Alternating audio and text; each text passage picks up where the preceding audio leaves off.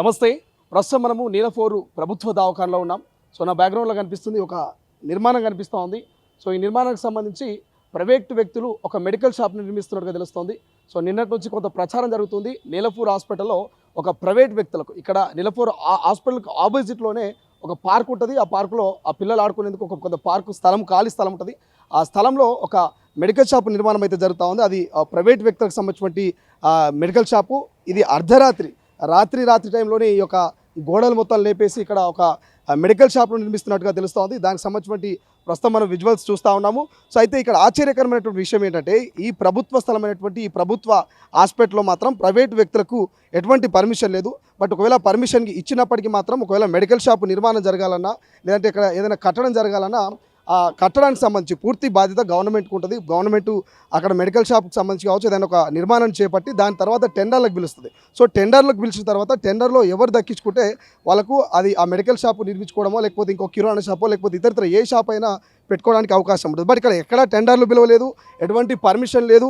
అయినప్పటికీ మాత్రం ఇక్కడ మెడికల్ షాపు నిర్మాణం జరుగుతూ ఉంది. సో ఏంటి ఈ మెడికల్ షాప్ నిర్మాణం ఎందుకు జరుగుతూ ఉందని చెప్పేసి సో ఇప్పటికే ఇక్కడ ఉన్నటువంటి ఎవరైతే సూపరింటెండెంట్ గారిని సంప్రదించడం జరిగింది. సూపరింటెండెంట్ గారిని సంప్రదిస్తే ఒక పత్రికా ప్రకటనలో చెప్పింది ఏంటంటే సో సూపరింటెండెంట్ గారు ఏం చెప్పారు, ఇక్కడ ఉన్నటువంటి డిఎంఈ కావచ్చు అదేవిధంగా హైదరాబాద్ జిల్లా కలెక్టర్కి సంబంధించినటువంటి అనుదీప్ దురిశెట్టి ఇద్దరు పర్మిషన్ ఇచ్చారు.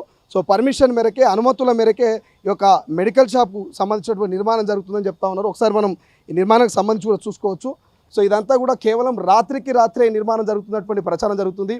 ఒక్కరోజు కేవలం మంగళవారం రాత్రి మాత్రమే ఇది హడావిడిగా కొంతమంది ప్రైవేట్ సెక్యూరిటీని పెట్టించి ఈ గోడలంతా కూడా లేపనెత్తున్నట్టుగా తెలుస్తూ ఉంది.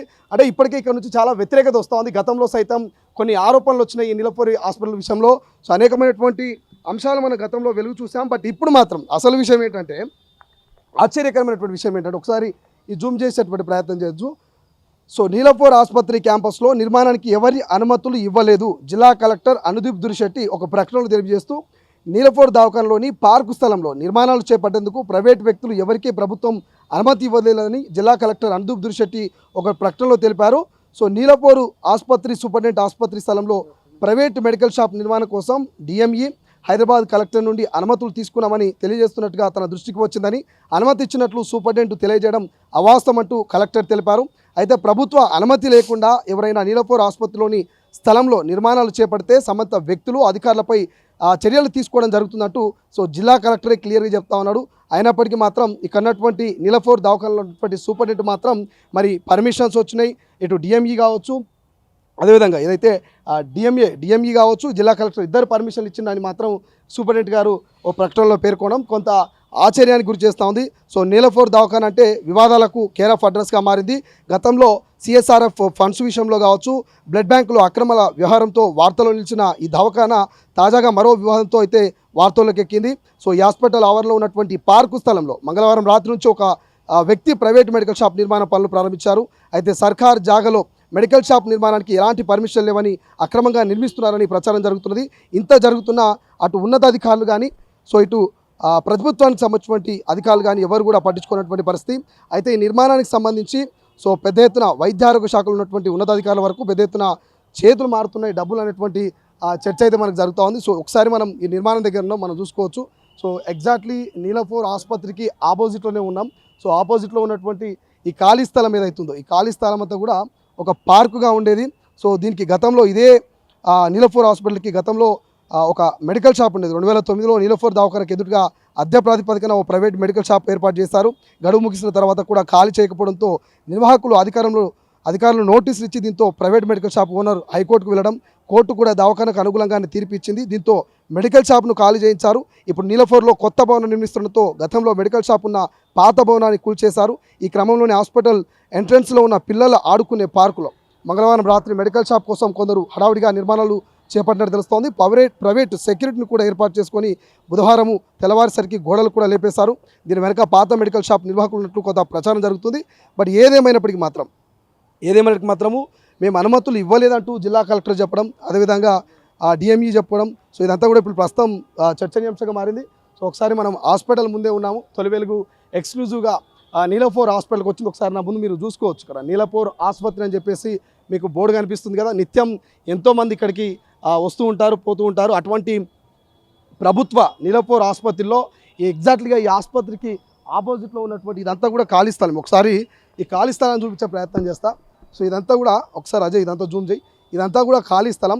ఈ ఖాళీ స్థలంలో గతంలో ఇక్కడ నీలపూర్ ఆసుపత్రిలో చిన్నపిల్లలకు సంబంధించినటువంటి ఆ పేరెంట్స్ వచ్చినప్పుడు ఈ చెట్ల కింద సేద తీరడమో లేకపోతే ఇక్కడ పిల్లలు ఆడుకునేందుకు కొంత ఖాళీ స్థలం ఉన్నది.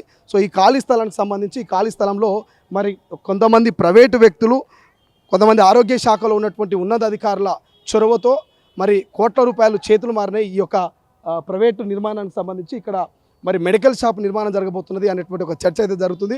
ఒక 2 క్వశ్చన్లు అర్థం కావట్లేదు. ఒకటి, ప్రభుత్వ దవాఖానలో ప్రైవేట్ మెడికల్ షాప్కు అవసరం లేదు అంటే ప్రభుత్వ ఆసుపత్రిలో మెడికల్ ఎమర్జెన్సీ ఉన్నా లేకపోతే మెడికల్ ట్యాబ్లెట్ కావచ్చు ఇతర ఏమైనా దొరకనప్పుడు మాత్రమే ప్రైవేట్కి వెళ్ళాల్సినటువంటి అవసరం ఉంటుంది. సో ఇక్కడ ప్రైవేటు మెడికల్ హాస్పిటల్ పెట్టి ప్రైవేటు మెడికల్ వ్యక్తులకు మరి కోట్లాది రూపాయలు చేతులు ముట్ట చెప్పే విధంగా ఇక్కడ ప్రభుత్వంలో ఉన్నటువంటి కొంతమంది అధికారులు, ఉన్నతాధికారులు కొంత వ్యవహార శైలి నడుస్తున్నట్టుగా కొంత ప్రచారమే జరుగుతుంది.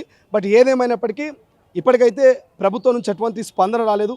మరి ఇన్ఛార్జ్ మంత్రిగా ఉన్నటువంటి పొన్నం ప్రభాకర్ నుంచో లేకపోతే ఇతర ఆరోగ్య శాఖ మంత్రి నుంచో ఎటువంటి ఒక క్లారిటీ అయితే రాలేదు నీలపూరి దవాఖానలో జరుగుతున్నటువంటి ఈ అక్రమ కట్టడం మీద. బట్ కలెక్టర్ మాత్రం క్లియర్గా చెప్తా ఉన్నాడు. కలెక్టర్ చెప్తున్నటువంటి అంశం మనం ఇప్పటిదాకానే మీకు ప్రెస్ నోట్ చూపించేటువంటి ప్రయత్నం కూడా నేను చేశాను.